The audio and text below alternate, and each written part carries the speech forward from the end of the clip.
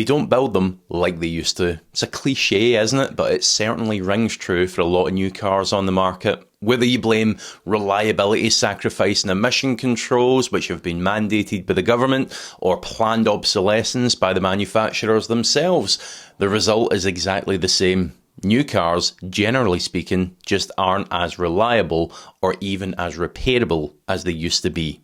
However, in today's video, I'm going to cover the top 6 cars that buck this trend. New and nearly new cars with a bit of that old school mentality, minimal complicated electronics, and maximum reliability.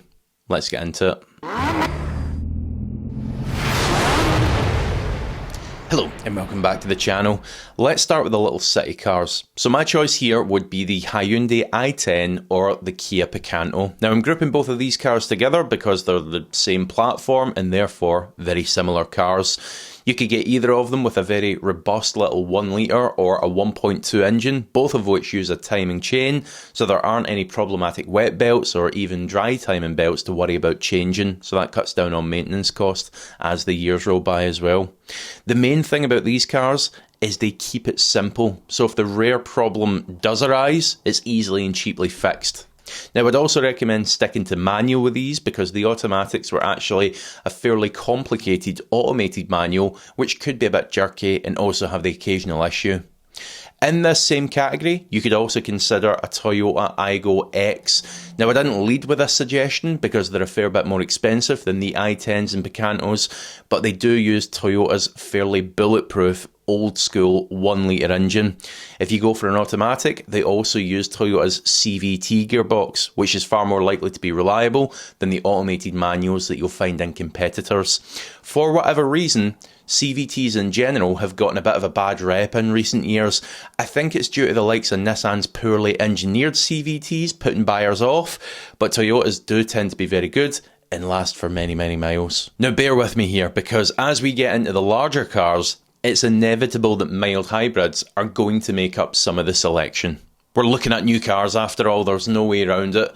But here's what you need to realise. What some manufacturers are now doing is using simple, mild hybrid systems to appease emission requirements and allow them to still give us the old school, low stress, large capacity engines and basic reliable gearboxes that we want. So some of them are worth a look in my opinion. The alternative is tiny, highly strung engines and big cars with no longevity. I'll give you an example with this next one. So if we look at Mazda 3s or Mazda CX-30s for that matter, if you prefer a taller driving position, same car under the skin, doesn't matter. These still use a bulletproof 2.5 litre Skyactiv engine, the exact kind of engine that the government wants to see gone.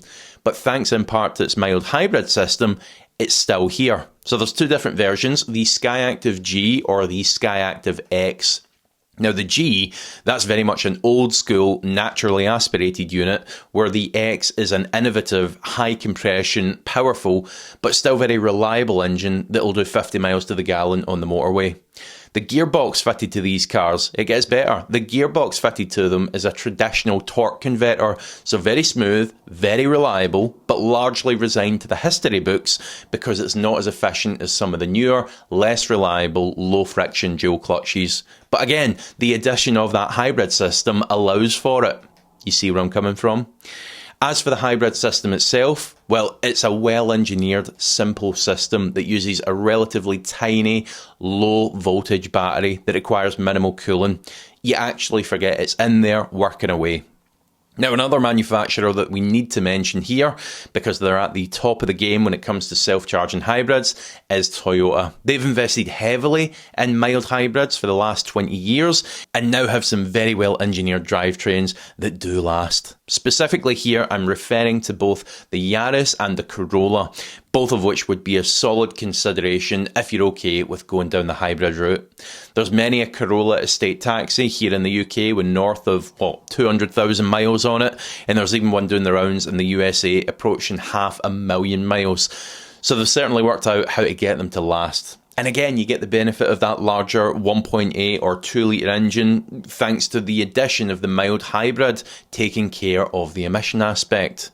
Now, the only point that I'd make here, if you're thinking about a hybrid or considering it, even although the ones we're talking about are amongst the most reliable, they're as reliable as they come, long term, say 10, 15 years on, that hybrid battery will eventually require replacing, and despite being considerably cheaper than a plug-in hybrid or an electric vehicle, far, far cheaper than the likes of those, it's still not going to be cheap. So it pays to go in with your eyes open and realise that all batteries degrade and will eventually require replacement. Now, if you're dead set on avoiding hybrids, fair enough. Another car that would be worthy of your consideration would be a Seat Ibiza. Now, this is platform shared with the Volkswagen Polo, so you could take a look at those as well. Personally, I prefer the slightly edgier look of the Seat, but each to their own.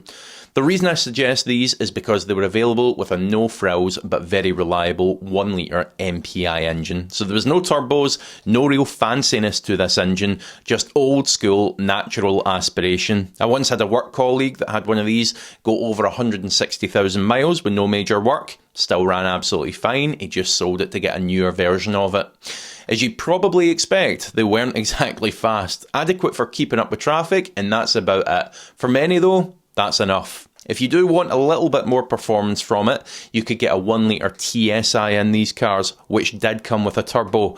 It's a fair bit quicker, but the trade-off for it is there's more to go wrong. The turbo actuators can stick from time to time, and because they use direct injection, the intakes can coke up with carbon occasionally, so cleaning out is required from time to time as well.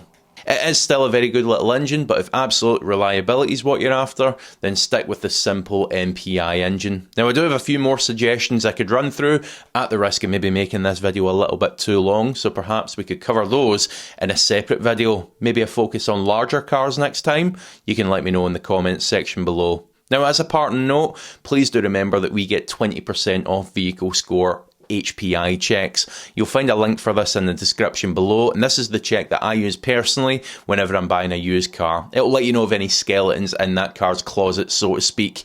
Use that link, get the discount, get yourself a bargain there. And as ever, thank you so much for watching. Please do hit that subscribe button if you haven't already. Hit the like button if you've enjoyed this video, found it useful, and I'll see you next time.